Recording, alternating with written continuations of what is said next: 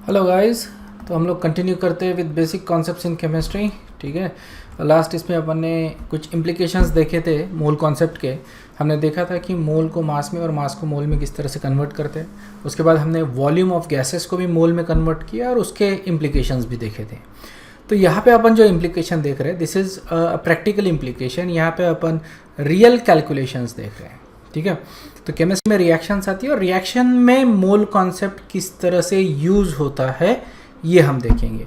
लेकिन bear in mind कि ये जो अपन देख रहे हैं this is next level. Okay, तो पहली लेवल अगर तुम्हारी अच्छे से हो गई है, मतलब मोल टू मास, मास टू मोल, या फिर वॉल्यूम एंड मोल का रिलेशनशिप, ये अगर अच्छे से हुआ है तो ये जो अपन अभी देखने वाले हैं वो तुम्हारा अच्छे से होगा, उसमें ज़्यादा तुमको दिक्कत नहीं जाएगी। ओके, आसानी से समझ में आएगा। सो मेक श्योर कि you have understood everything that we have done before. Clear है?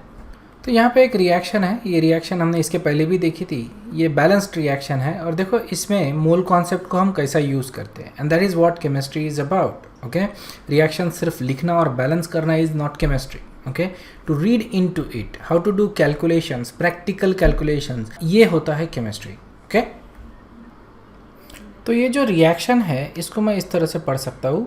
ओके, कि 2 molecule of hydrogen react with 1 molecule of oxygen and gives you 2 molecule of water. Okay, तो ये मैंने यहाँ पे लिखा है 2 molecule of H2 reacts with 1 molecule of O2 gives you 2 molecules of H2O water.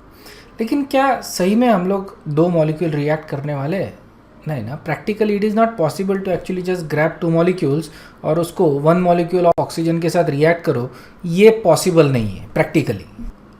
इसका मतलब there is something wrong with the way we are reading the equation. Okay, so 2 moles of H2 reacts with 1 mole of O2 and gives you 2 moles of H2O. Okay, so that is the correct way of reading the reaction, not molecules. Molecules को मेरे को replace करना पड़ेगा with moles and then this reaction is actually sensible. समझ में आया? तो ये हो जाएगा moles, this is also moles and this is also moles. So molecules बोलना ये करेक्ट नहीं है, मतलब practically it is not correct, there is nothing wrong with it. सिर्फ हम लोग जब रिएक्शन कर रहे हैं तो we are not taking like molecules, we are taking moles of molecules. मैं बहुत ज़्यादा मॉलिक्यूल्स ले रहा हूँ, maybe some fraction of the moles, 0.1 mole, 0.01 mole, whatever, but we are talking in moles because we are talking about trillions and trillions of molecules. Okay, तो बहुत सारे molecules की बात करें, जब भी मैं थोड़ा सा भी कंपाउंड उठाता हूँ उसमें बहुत ज़्यादा कंपाउंड्स होते हैं। तो ये हम मॉलिक्यूल्स बोलना ज़रूरी नहीं है because in balanced reaction that actually is not sensible. Okay, तो यहाँ पे मोल्स बोलना ज़्यादा कन्वीनियंट है। अंडरस्टूड है? तो एक बार मोल्स अगर मैं बोल दूँ तो इट बिकम्स मोर लॉजिकल, और किस तरह से लॉजिकल होता है मैं ये तुमको अभी बता देता हूँ। तो यहाँ पे देखो, ये इक्वेशन अपन बोल सकते हैं कि 2 moles of hydrogen will react 1 mole of oxygen and it will give you 2 moles of water. ठीक है, तो ये जो एरो है ये इंडिकेट कर रहा है reactant on left hand side, product on right hand side. Okay, तो ये एक जनरल रिएक्शन हो गई।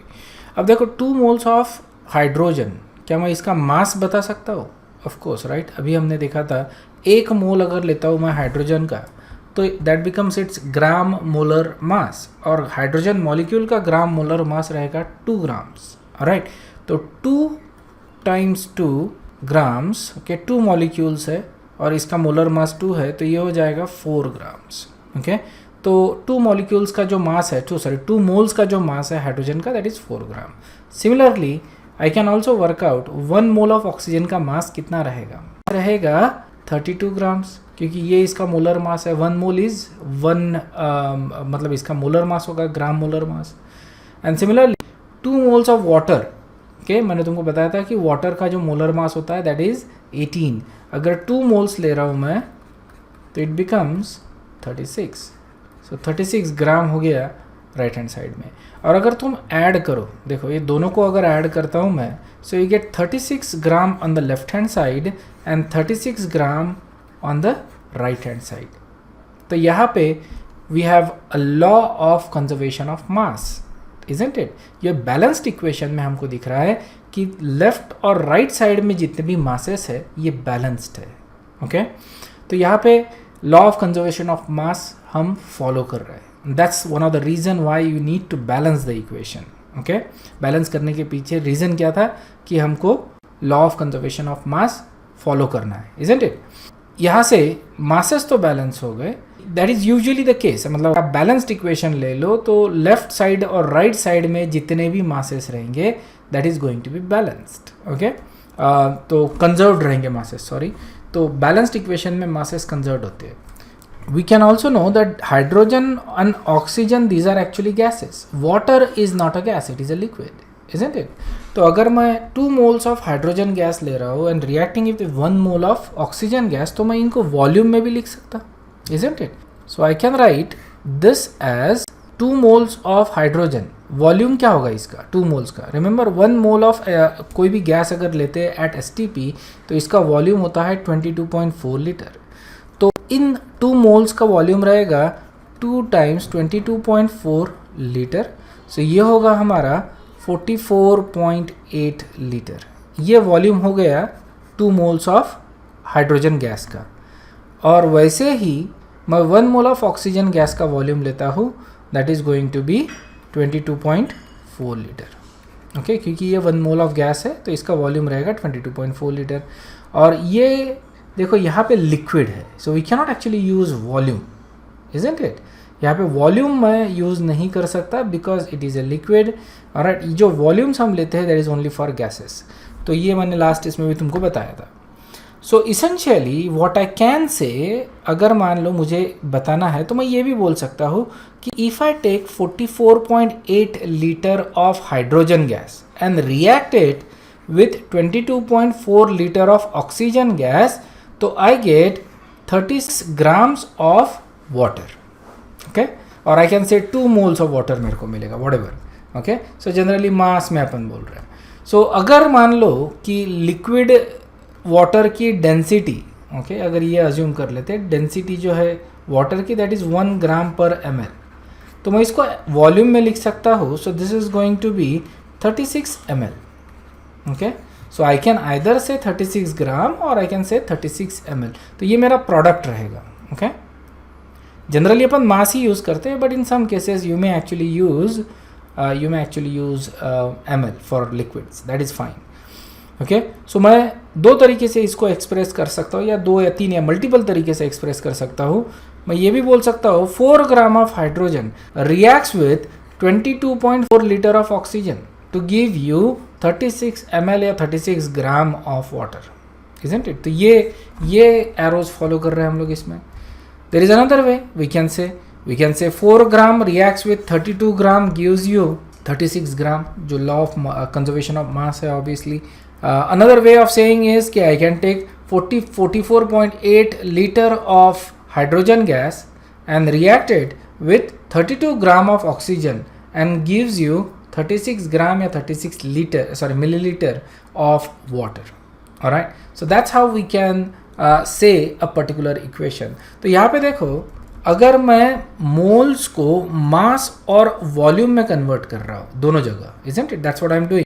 मोल्स को मास और वॉल्यूम में कन्वर्ट कर रहा हूँ. जहाँ पे गैसेस आ रहे हैं और जहाँ पे लिक्विड आ रहे हैं वहाँ पे मोल्स को मैं सिर्फ मास में कन्वर्ट कर रहा हूँ. जनरली अपन यूज़ नहीं कर सकते, so I am gonna set aside. तो इसका मतलब ये है कि मेरे को अगर क्वेश्चन पूछा गया है तो मेरे को रिवर्स ऑर्डर में भी पूछा जा सकता है, इजंट इट? मेरे को ये बोला जा सकता है कि मेरे पास 4 ग्राम ऑफ हाइड्रोजन है, या फिर ये भी बोला सकते हैं कि 44.8 लीटर ऑफ हाइड्रोजन गैस है और इसको मैं रिएक्ट कर रहा हूँ either with 32 gram of oxygen या 22.4 लीटर ऑफ ऑक्सीजन. तो मेरे को प्रोडक्ट कितना मिलेगा. तो ये सारे कन्वर्जन्स जो है ये मेरे को करते आने चाहिए. ओके, तो इसके मैं कुछ एग्जांपल्स तुमको बता, तो उन एग्जांपल से तुमको ये सारी चीज़ें बिल्कुल क्लियर हो जाएगी. Okay, so let's look at some of the example. ठीक है, तो क्वेश्चन लिखता हूँ मैं 34 gram of hydrogen reacted with enough nitrogen, calculate the amount of ammonia formed. Okay, तो ये अपना क्वेश्चन है. तो किस तरह से बताएंगे अपन. ओके, तो ये देखो मोल कॉन्सेप्ट ही इस तरह के क्वेश्चन में काम आएगा. What we going to do is first write down the equation. तो इक्वेशन तुमको मालूम होना चाहिए कि मोस्ट ऑफ द इंफॉर्मेशन यहाँ पे दी होती है, ऐसा नहीं कि तुमको बोल दिया कुछ भी बनाओ, राइट कुछ ना मतलब मोस्ट ऑफ द इंफॉर्मेशन वहाँ पे दी रहेगी. So all you have to do is to connect this equations in a equation form. हो गया. Okay, so we have hydrogen that is reacting with nitrogen gives you ammonia. ठीक है.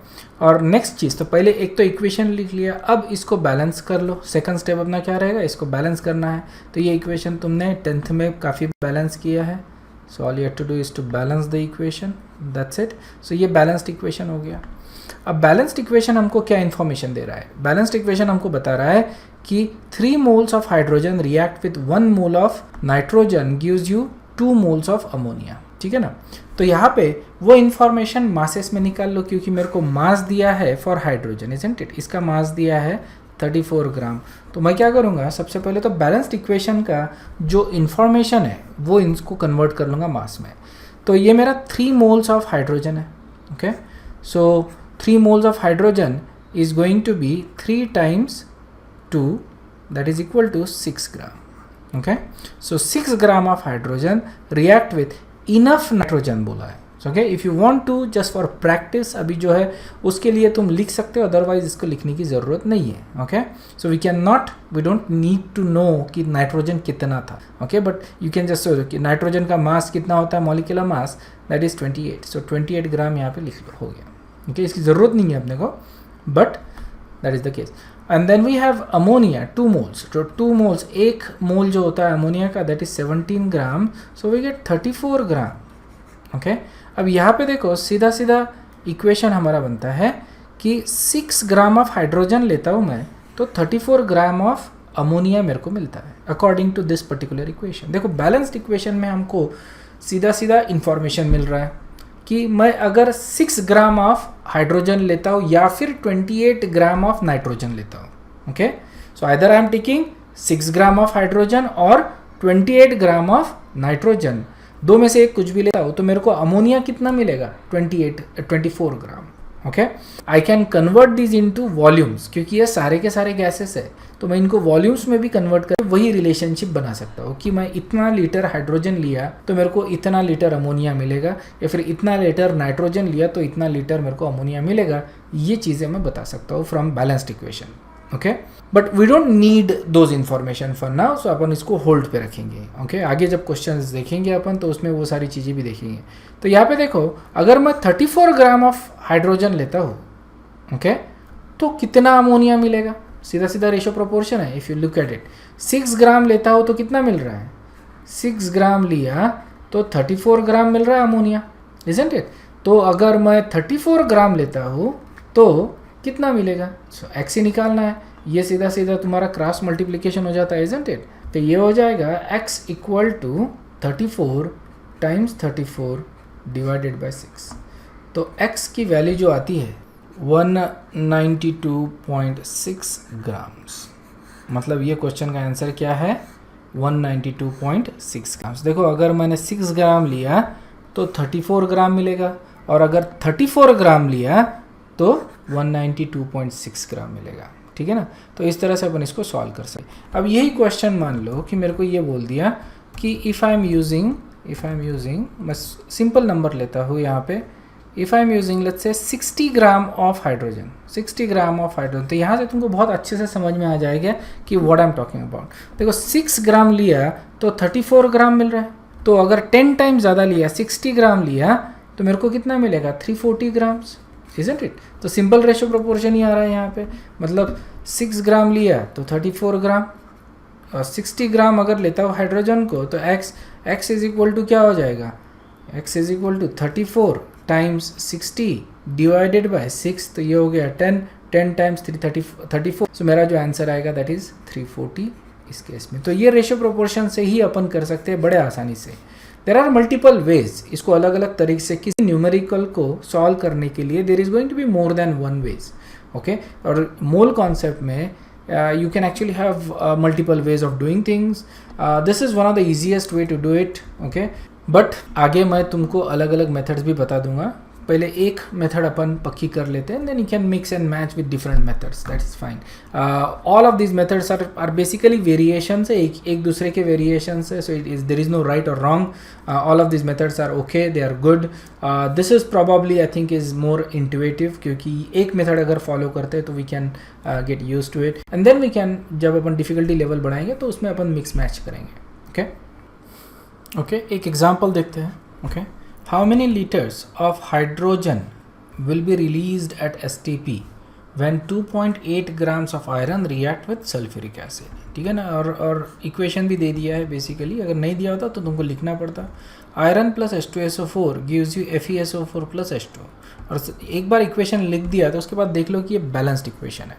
ठीक है, सबसे इम्पॉर्टेंट चीज़ होती है किसी भी क्वेश्चन को सॉल्व करने के लिए, वो होता है स्टेप 1 कि क्वेश्चन को अच्छी तरह से समझ लो. ये जो स्किल है क्वेश्चन को समझने की, that is the most important skill.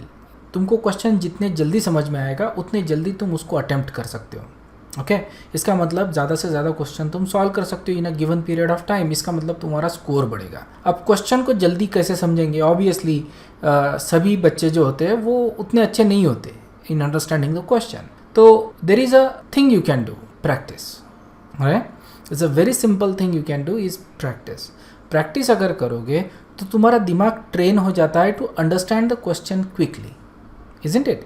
तो हर चैप्टर का एक लैंग्वेज होता है, हर सब्जेक्ट का एक लैंग्वेज होता है, और उस सब्जेक्ट या उस चैप्टर का जितना तुम प्रैक्टिस करोगे उतना तुम्हारा दिमाग उस क्वेश्चन को जल्दी समझ पाएगा. ओके, ये नेचुरल होते जाएगा. ओके, जो प्रोसेस होती है क्वेश्चन को समझने की, इट विल बिकम नेचुरल. इसका मतलब तुमको क्वेश्चन जल्दी समझ में आ गया तो अब तुम उसके आंसर निकाल सकते हो. अब मान लो क्वेश्चन ही ठीक से समझ में नहीं आया, chances of getting that answer incorrect is high for that kind of thing. Okay, question ही अगर गलत समझ में आ गया तो उसका आंसर ही गलत होगा ना. Okay, it's very obvious. तो सबसे स्टेप 1 क्या होगा, इंपॉर्टेंट चीज़ क्या होगी? क्वेश्चन को ठीक से समझ लो. ओके, और इसको जितना तुम प्रैक्टिस करोगे उतना ज़्यादा तुम उसमें फ्लुएंट होते जाओगे to understand the question. Okay, I hope this is clear. So यहाँ पे क्वेश्चन देखो क्या पूछा है कि हमको आयरन दिया हुआ है. जैसे ही अपन इक्वेशन लिखते हैं सारी चीज़ें क्लियर हो जाती है. तो हमको आयरन दिया है 2.8 ग्राम. ओके, और उसको रिएक्ट किया है सल्फ्यूरिक एसिड के साथ. सल्फ्यूरिक एसिड इनफ है अपने पास, कोई प्रॉब्लम नहीं है. और FeSO4 मिल रहा है हमको और हाइड्रोजन गैस मिल रहा है. और हमको पूछा है कि हाइड्रोजन गैस लीटर्स में कितना बन रहा है, ये पूछा है लीटर्स में. ओके, इसका मास दिया है और इसका लीटर में मेरे को आंसर पूछा है. तो देखो किस तरह से अपन इसको सॉल्व कर सकते हैं. Okay, so very simple question, not a difficult at all. मैं इस इक्वेशन को फिर से लिख लेता हूँ. Fe plus H2SO4 gives you FeSO4 plus H2. ठीक है, अब यहाँ पे देखो आयरन का, before we use any information from this, ये जो इक्वेशन है इसको ठीक से समझ लो. तो सबसे पहले इससे इसे जो गिवन चीज़ें हैं वो ठीक से लिख लो. तो यहाँ पे आयरन का जो एटॉमिक मास है वो है 56. तो मैं अगर आयरन 56 ग्राम लेता हूँ, देखो इक्वेशन बैलेंस्ड है, इजंट इट? तो इसका मतलब 1 मोल ऑफ आयरन अगर मैं रिएक्ट करता हूँ तो मेरे को 1 मोल हाइड्रोजन गैस मिलता है, इजंट इट? तो यहाँ पे 56 ग्राम अगर मैं यूज़ कर रहा हूँ, क्योंकि 1:1 का रेशो देखो, तो हाइड्रोजन गैस कितना मिलेगा मेरे को? 1 मोल. और 1 मोल को अगर मैं वॉल्यूम में लिखता हूँ तो that is going to be 22.4 litre. देखो मैं यहाँ पे डायरेक्ट लिख रहा हूँ, otherwise I could have written it in this manner also. Okay, थोड़ा इनडायरेक्ट मेथड. सो 1 मोल अगर ले रहा हूँ मैं, this is also 1 mole, this is also 1 mole. So इनके बारे में कोई भी इंफॉर्मेशन अपने को नहीं चाहिए तो हम नहीं लिख रहे. तो मेरे को 1 मोल ये मिल रहा है. ओके, मेरे को ये मालूम है कि इसका मास दिया है और इसको वॉल्यूम में निकालना है, तो इसीलिए मैं ले सकता हूँ. तो यहाँ पे मैं कैन से 56 ग्राम अगर लेता हूँ तो 1 मोल का वॉल्यूम कितना रहेगा? 22.4 लीटर. ओके, तो 22.4 लीटर मेरे को गैस मिलेगा अगर मैं 56 ग्राम ऑफ आयरन रिएक्ट करता हूँ इनफ ऑफ H2SO4 के साथ. तो उतना आयरन मैं रिएक्ट नहीं कर रहा हूँ. मैं कितना आयरन रिएक्ट कर रहा हूँ? 2.8 ग्राम. तो 2.8 ग्राम में मेरे को कितना हाइड्रोजन गैस मिलेगा इन लीटर?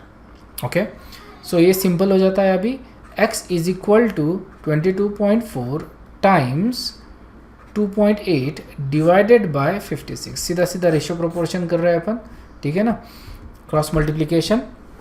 तो आंसर आता है इसका 1.12 litre I think, okay. So ये आ रहा है 1.12 लीटर। तो इतना हाइड्रोजन गैस मेरे को मिलेगा अगर मैं 2.8 ग्राम ऑफ आयरन रिएक्ट करता हूँ, ठीक है। This is one way of solving. The other way is basically तुम मोल्स में निकाल लो आंसर और फिर सारी क्वांटिटीज़ जो लगती है तुमको उसको रिक्वायर्ड इसमें कर लो। तो जैसे for example I could have done this, ठीक है।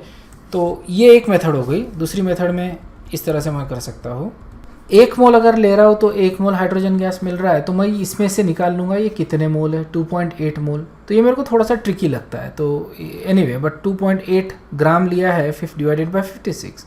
इतने मोल्स अगर ले रहा हूँ मैं तो मेरे को कितने मोल्स मिलेंगे, ठीक है ना।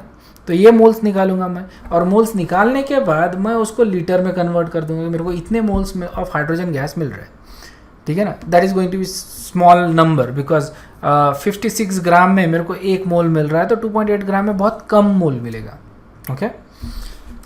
और there is another way I can, जो मैंने अभी बताया। So rather than saying this I can say 56 gram gives you 1 mole, तो 2.8 gram gives you how many mole, x mole. तो x निकाल लो कितने मोल्स मिल रहे, और वो मोल्स मिल जाने के बाद उसको फिर लीटर में कन्वर्ट कर लो at STP। That is going to be your final answer. और सब केसेस में तुमको आंसर जो मिल रहा है that is 1.12 litre, okay. But I think the most intuitive way जो है और क्विकेस्ट वे वो ये है कि मैं एक बार इक्वेशन लिख लिया, ये बैलेंस्ड है, okay. I to just make sure कि it is a balanced equation, और एक बार ये बैलेंस्ड इक्वेशन मिल जाता है तो आई कैन से 56 ग्राम अगर लेता हूँ, ओके, तो मैं वही मेथड रिपीट कर रहा हूँ, okay. So if you understood जो अपनी पहली मेथड थी वो, तो you can skip this portion. तो मेरे को 22.4 litre, see this is 1 mole of Fe and this is 1 mole of hydrogen gas, okay. तो 56 ग्राम अगर यूज़ कर रहा हूँ तो 22.4 लीटर मेरे को मिल रहा है। तो अगर मैं 2.8 ग्राम यूज़ करूँगा तो मेरे को कितना ग्राम कितना लीटर ये मिलेगा। सो x निकाल लो रेशियो प्रोपोर्शन से, और x की वैल्यू आती है 1.12 लीटर। तो इसको करके देखो तुम, ठीक है ना। तो जब तुमको क्वेश्चन दिखा है उसको उस टाइम पे वीडियो को पॉज करो और क्वेश्चन को सॉल्व करके देखो। कभी कभी ये हो सकता है कि क्वेश्चन तुमको मल्टीपल टाइम्स सॉल्व करके देखना पड़े, and that is also fine, okay. अगर ठीक से समझ में नहीं आया first time, so do it another time, do it another time, you can do it a couple of times. तो जब 3-4 बार एक ही क्वेश्चंस को सॉल्व करते हो तो वो प्रोसेस तुम्हारे दिमाग में फिट हो जाती है, और इस तरह से प्रोसेसेस तुम स्टोर करके रख सकते हो। और फिर जब मतलब जब यूज़ करने की बात आती है तो you know which process to use, okay. It becomes then again spontaneous. तो इस तरह से भी तुम यूज़ कर सकते हो। ये एक दूसरा एग्जांपल है। इसमें मेरे पास hydrogen, chlorine, sulphur dioxide, oxygen और कार्बन डाइऑक्साइड गैस है। They are collected at STP। Each sample weighs 8 gram. सबका मास जो है वो 8 ग्राम्स है। क्वेश्चन है which gas contains least molecules and which contains most, okay. इस तरह के क्वेश्चन नीट और JEE में बहुत कॉमन है। Alright, this are very simple questions. थोड़ा सा वर्क करना पड़ता है, basically it takes a little time. मतलब with practice you should be able to solve this in like a minute और सो, ओके, विद प्रैक्टिस। अगर first second time तुम अगर सॉल्व कर रहे हो तो it might take couple of minutes, that's fine, okay. तो यहाँ पे सबका मास मेरे को दिया है और पूछा है कि कितने इसमें से कौन सबसे कम है और कौन सबसे ज़्यादा है। तो आई थिंक अगर तुम लॉजिकली इसके बारे में सोचो तो विदाउट कैलकुलेशन तुम इसको आंसर कर सकते हो। हाइड्रोजन का मोलर मास होता है 2 ग्राम, ओके। क्लोरीन होता है, देखो क्लोरीन बोले तो Cl2, ओके। सो क्लोरीन जो होता है that is Cl2। Each chlorine is 35.5 each chlorine is 35.5 times 2, तो ये अपने को मिलता है 71 ग्राम। तो क्लोरीन का मास भी ध्यान में रख लो, 71 ग्राम, ओके। और जो सल्फर डाइऑक्साइड होता है दैट इज SO2, तो इसका मॉलिक्यूलर मास होता है 64 ग्राम, ओके। ऑक्सीजन हमको मालूम है 32 ग्राम। कार्बन डाइऑक्साइड मैंने बताया था याद रखने के लिए, दिस इज़ 44 ग्राम, ओके। और हमको पूछा है सारे सैंपल्स जो है मैंने कलेक्ट किया अलग अलग, लेकिन सारे सैंपल्स का मास आता है 8 ग्राम। तो किस में कम से कम और किस में ज़्यादा से ज़्यादा मॉलिक्यूल्स है ये पूछा है अपने को। तो कम से कम देखो सबके मास तो 8 है, तो सबसे कम मॉलिक्यूल उसमें रहेंगे जिसका मॉलिक्यूलर मास ज़्यादा है, उसमें कम मॉलिक्यूल रहेंगे। और जिसमें ज़्यादा मॉलिक्यूल है, ठीक है, उसका मॉलिक्यूलर मास कम रहेगा। तो मोस्ट वाला जो रहेगा सबसे कम मॉलिक्यूलर मास वाला, और लीस्ट वाला सबसे ज़्यादा मॉलिक्यूलर मास वाला, ठीक है। क्योंकि सबका मास अगर टोटल सेम आ रहा है तो ऑब्वियसली ये लॉजिक करेक्ट है। सो अगर सॉल्व करना है इसको, so we can clearly logic से इसको आंसर कर सकते हैं फटाक से, okay, within few seconds. लेकिन अगर सॉल्व करना है तो for hydrogen you have to calculate the moles. So moles of hydrogen is equal to 8 divided by उसका मॉलिक्यूलर मास है 2, सो ये आता है 4 मोल्स हाइड्रोजन के लिए। उसके बाद क्लोरीन के लिए मोल्स ऑफ Cl2 अगर कैलकुलेट करते हैं तो 8 divided by 71, okay. Moles of SO2 calculate करेंगे 8 divided by 64। Moles of oxygen that is 8 divided by 32 and moles of CO2 is equal to 8 divided by 44। देखो मैंने पूरा सॉल्व नहीं किया किसी को भी, I could actually solve the moles of each of this, लेकिन देखो मेरे को पूछा है सबसे ज़्यादा किसका है और सबसे कम किसका है, ओके। सबसे ज़्यादा मॉलिक्यूल्स किस में है और सबसे कम मॉलिक्यूल्स किस में, तो मेरे को मोल्स देखने हैं, इजंट इट। तो देखो सबसे कम मॉलिक्यूल्स, न्यूमरेटर तो सबके का इक्वल है, तो सबसे कम मॉलिक्यूल्स उधर रहेंगे जिसमें डिनोमिनेटर सबसे बड़ा है, विच इज़ दिस, ओके। तो क्लोरीन में सबसे कम मोल्स रहेंगे, मतलब क्लोरीन के सबसे कम मॉलिक्यूल्स रहेंगे, और सबसे ज़्यादा मॉलिक्यूल उसमें रहेंगे जिसमें डिनोमिनेटर सबसे कम है, मतलब कि हाइड्रोजन। तो ये मोस्ट हो गया हाइड्रोजन और क्लोरीन हो गया लीस्ट, ओके। सो इस तरह से अपन इसको आंसर कर सकते हैं बड़े आसानी से, अंडरस्टूड है। तो पॉइंट ये है कि तुमको क्वेश्चन को पूरी तरह से सॉल्व करने की ज़रूरत नहीं है, जितना पूछा है, ओके, उसी को फोकस में रख के तुम आंसर कर सकते हो, इजंट इट। तो सारी चीज़ें बताने की या सारी चीज़ें डिड्यूस करने की ज़रूरत नहीं है, and this comes with practice, and that's why I said कि 3 P's जो लगते हैं सक्सेस के लिए, that is practice, persistence and patience. Perseverance and persistence ये सेम चीज़ है, and then patience. So patience रहता है तो we can do things properly, that's the reason why. तो ये लॉजिक अपने को इस तरह से डिड्यूस करना है, ओके। आई होप कि अंडरस्टूड।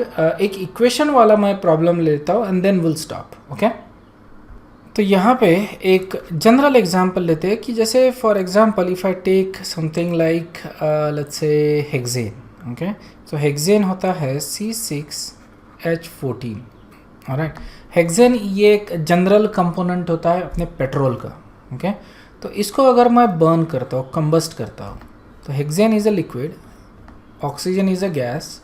इसको मैं अगर कंबस्ट करता हूँ, कंबशन करता हूँ, ठीक है, इसको स्पार्क देना पड़ता है एक्चुअली, सो स्पार्क लिखेंगे अपन, बर्न करने की ज़रूरत नहीं है। एक स्पार्क दे दिया तो it will burn, and that's what happens in internal combustion engines.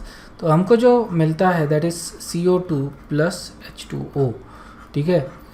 So this is the type of reaction, ये तुमने 10th में पढ़ी है, this is a combustion reaction, alright. सारे कंबशन रिएक्शन में हमको कार्बन डाइऑक्साइड और वाटर यही प्रोडक्ट मिलते हैं, ओके।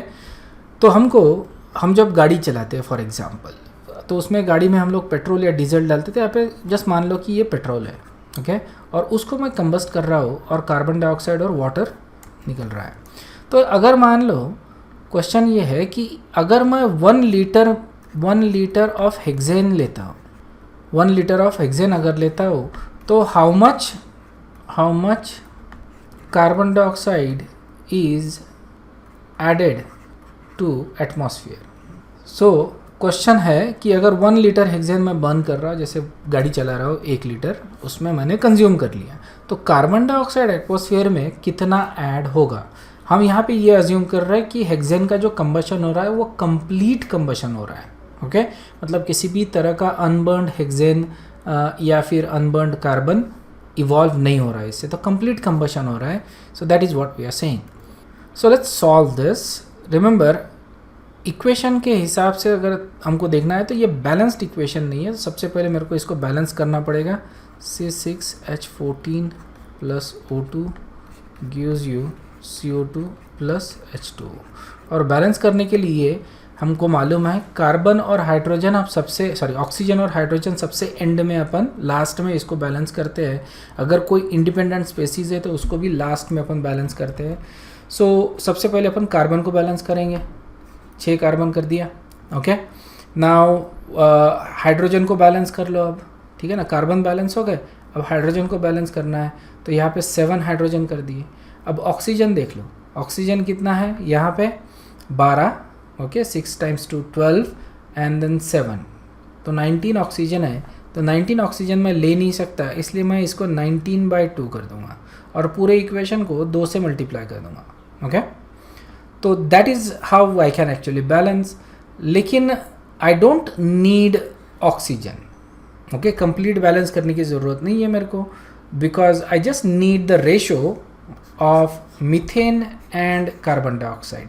ये जो 2 स्पेसीज़ है इनका कोई लेना देना नहीं है विथ माय क्वेश्चन। तो मेरे को सिर्फ ये देखना है कि कार्बन बैलेंस्ड है क्या, okay, and that is balance, so I don't need to worry about anything else. Okay, तो मेरा equation is balance, I will consider that और I will move on. Okay, तो यहाँ पे मेरे को ये दिख रहा है कि 1 मोल ऑफ हेक्सेन अगर मैं बर्न करता हूँ तो 6 मोल्स ऑफ कार्बन डाइऑक्साइड यहाँ पे लिबरेट हो रहा है। Okay, 1 litre, that is something I cannot do, I need a density for this. तो लेट्स से डेंसिटी होती है 0.9 ग्राम्स पर ml। ओके, 0.9 ग्राम्स पर ml, ये इसकी डेंसिटी है। इसका मतलब ये हो गया कि अगर मैं 1 लीटर का हेक्सेन लेता हूँ तो इसका मास जो रहेगा, remember density is mass by volume, तो मेरे को वॉल्यूम मालूम है, डेंसिटी मालूम है, मास निकाल रहा हो तो mass is equal to density times volume. तो डेंसिटी कितनी है, ओके, 0.9 और वॉल्यूम कितना है 1, तो ये हो जाएगा 0.9 ग्राम्स पर ml, ओके, और kg पर लीटर, ठीक है, इट्स आइदर वे। तो यहाँ पे ये जो आएगा आंसर इसका, अगर 1 लीटर मतलब 1000 मिलीलीटर लेता हूँ तो मेरे को जो हेक्सेन मिलेगा मास में, that is going to be 900 grams. Okay, so ये 900 ग्राम्स मेरा हेक्सेन है। ओके, सो यहाँ पे लिख लेते हैं अपन 900। Now we need litres of carbon dioxide that is added, कितने लीटर ऑफ कार्बन डाइऑक्साइड अपन एटमॉस्फेयर में ऐड किया है। ओके, तो यहाँ पे हेक्सेन का मॉलिक्यूलर मास सबसे पहले निकाल लो। तो यहाँ पे 6 कार्बन है और 14 हाइड्रोजन, तो ये आएगा 86 आई थिंक। ओके, 86, तो 86 is the molar mass of hexane. तो अगर मैं 86 ग्राम बर्न करता हूँ तो कार्बन डाइऑक्साइड कितना लिबरेट होगा, 6 मोल्स, सो 6 × 22.4 लीटर, इतना लिबरेट हो रहा है। ओके, तो अगर मैंने 86 ग्राम्स बर्न किया तो इतना litre of oxygen carbon dioxide atmosphere में मैं डाल रहा हूँ। तो अगर मैंने 900 ग्राम बर्न किया तो कितना लीटर कार्बन डाइऑक्साइड में एटमॉस्फेयर में डाल रहा हूँ। सो x इज इक्वल टू हो जाएगा 900 टाइम्स 6 × 22.4 लीटर डिवाइडेड बाय 86। तो ये जो आंसर आएगा that is going to be our final answer. Okay, देखो इसका आंसर आता है 1406.5 लीटर। मतलब 1 लीटर अगर मैं पेट्रोल बर्न कर रहा हूँ तो 1500 लीटर का कार्बन डाइऑक्साइड मैं एटमॉस्फेयर में ऐड कर रहा हूँ। Okay, so just imagine the amount of carbon dioxide that we are putting back into the atmosphere. Okay, and that is the reason why we are getting global warming or greenhouse effect, and all those things are happening because of the way we are consuming petrols and diesels. जो fossil fuel हम लोग use कर रहे हैं, that is adding lot of carbon dioxide into the atmosphere. just 1 litre से 1500 litre करीब 1500 litre carbon dioxide हम लोग ऐड कर रहे हैं एटमॉस्फेयर में। तो इस तरह के कैलकुलेशंस हम करते हैं। So remember that requires practice. तो सबसे पहली चीज़ होती है कि तुम्हारा मोल कॉन्सेप्ट जो है वो बहुत अच्छे से होना चाहिए। ओके, एक बार वो हो जाता है तो you can do these questions very easily. तो जो मैंने क्वेश्चंस आज करवाए हैं वो उसको रिपीट करके देखो and then try to solve them in your own way, see if there is any other method. सारे जितने भी मेथड्स अभी तक मैंने बताए सबको अल्टरनेट मेथड है। Okay, so you can solve it, you can convert everything into moles, और फिर मोल्स को तुम इसको कन्वर्ट करके निकाल सकते हो, या इस तरह का मेथड तुम अगर यूज़ करते हो ज़्यादा क्विक मेथड रहेगा. Okay, so we'll stop here. We'll continue with another implication of mole concept. जो next implication अपन देख रहे हैं वो है vapor density का implication, that is also something very important. तो ये जो implication है रिएक्शन कैलकुलेशंस का, this is actually the most important implication. इसमें तुमको मास टू मोल और मोल टू वॉल्यूम वाले जो इम्प्लीकेशंस थे वो यूज़ करने पड़ते हैं. तो ये अगर इस तरह के क्वेश्चंस तुम सॉल्व करते हो तो पहले दो जो इम्प्लीकेशन है वो आसानी से तुम्हारे हो जाएंगे. Okay, so if there is any question please make sure that you ask it. Until then I will see you next time. Okay.